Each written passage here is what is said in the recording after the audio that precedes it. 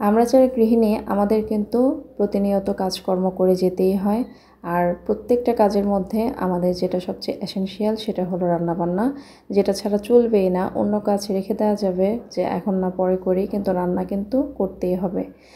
আর সেটাই পুরুষ মানুষের যেমন উইকেন্ড আসলে তাদের কিন্তু কাজের চাপ থাকে না বা তারা ছুটি কাটাতে পারে, আমাদের কিন্তু উইকেন্ড আসলে মনে হয় কাজের চাপ আরও বেড়ে যায়, মানে রান্নার চাপটা আরও বেড়ে যায়।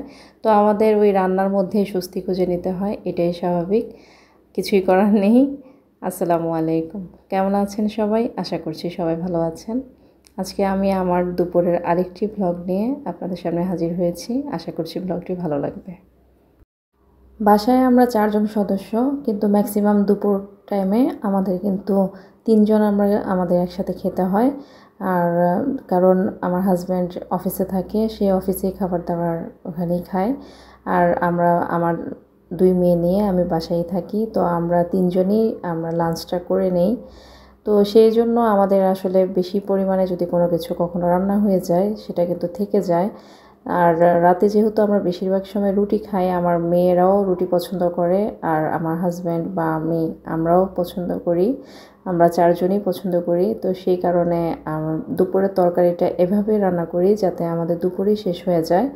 আর রাতের জন্য আলাদা কিছু করি বা বিকেলের পরে সন্ধ্যার দিকে করে নেই, যাতে কোনো ভাজি বা কিছু করে নেই যাতে রুটির সাথে খাওয়া যায়।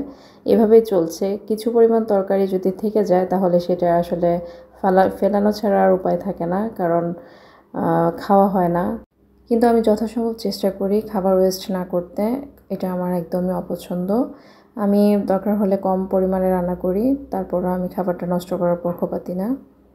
তো আজকেও সেম, আমরা 3 জনই আজকে লাঞ্চ করবো একসাথে। আমার হাজব্যান্ড অলরেডি অফিসে চলে গেছে।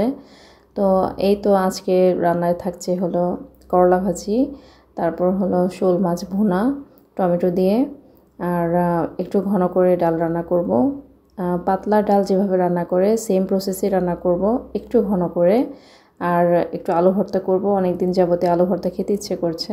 একটু বেশি পরিমাণে করব যাতে রাত্রে আলু ভর্তার যদি আলু ভর্তা থেকে যায়, মানে থাকবেই তো, কারণ একটু বেশি পরিমাণে করছে যেহেতু, তো সেটা দিয়ে যাতে রাতে আলু পরোটা বানানো যায়। আমার বাসায় আলু পরোটাটা সবাই খুব পছন্দ করে। আর এরই মধ্যে কথা বলতে বলতে আমার কিন্তু করলা ভাজি আর ভাতটা হয়ে গিয়েছে অলরেডি। আর এখন আমি শোল মাছ ভুনাটা বসাচ্ছি, আর সাইডে আমি ডাল বসিয়ে দিয়েছি। ডাল কিন্তু আমি প্রথমে ধুয়ে কিছুক্ষণ আমি ভিজিয়ে রেখেছিলাম, মানে ভাত আর করলা ভাজি হতে হতে ডালটাও কিছুক্ষণ ভিজেছিল, যাতে সেটা তাড়াতাড়ি ভালোভাবে সিদ্ধ হতে পারে। তাড়াতাড়ি সিদ্ধ করতে হলে এটা একটা টিপস, যাতে আগে থেকে ভিজিয়ে রাখলে খুব তাড়াতাড়ি সিদ্ধ হয়ে যায়, এই আর কি। আর ডাল বসিয়েছি, যে ডালের মধ্যে আমি কিছুই দিইনি এখনও, শুধু ডাল আর পানি, ডালটা আমি ধুয়ে পানি দিয়ে বসিয়ে দিয়েছি।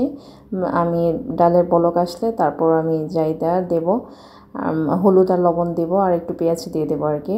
আর এদিকে আমি শোল মাছটা পেঁয়াজ আমি তেলে ভালোভাবে ভেজে, তারপরে এর মধ্যে আমি টমেটো, সাথে হলো যে যা যা মশলা লাগে, মানে রসুন, তারপর হলো ভাজা জিরা গুঁড়া আর হলুদ মরিচ দিয়ে আমি একটু কষিয়ে নিয়েছি। কষিয়ে নিয়ে আমি কিন্তু পরিমাণ মতো এখানে ঝোল দিয়ে দিয়েছি। আর এখানে ডালটাও প্রায় সিদ্ধ হয়ে এসেছে। এর মধ্যে আমি কিন্তু একটা টমেটো কেটে দিয়ে দিয়েছি মাঝারি সাইজের। আর টমেটোটা যখন পুরোপুরি সেদ্ধ হয়ে যাবে, সাথে ডালটা আরেকটু ভালোভাবে সেদ্ধ হবে, তখন আমি কিন্তু ডালটা ঘুটে আমি বাগার দিয়ে ফেলবো। রসুন একটা বা দুটা কাঁচামরিচ আর হলো পেঁয়াজের সাথে। তো এই তো আমার ডাল বাগার দেওয়াও শেষ, আর মাছও আমার হয়ে গিয়েছে। মাছ রান্না, ডাল রান্না সব কিছুই আমার মোটামুটি শেষ। তো এই তো রান্নাও শেষ, আর আমিও বিদায় নিয়ে নিচ্ছি। আজকের মতো আমার ব্লগটা এখানেই শেষ করে দিচ্ছি। আর ব্লগটা শেষ করার আগে আমি আমার রান্নাগুলো সবগুলো একসাথে দেখিয়ে দিচ্ছি।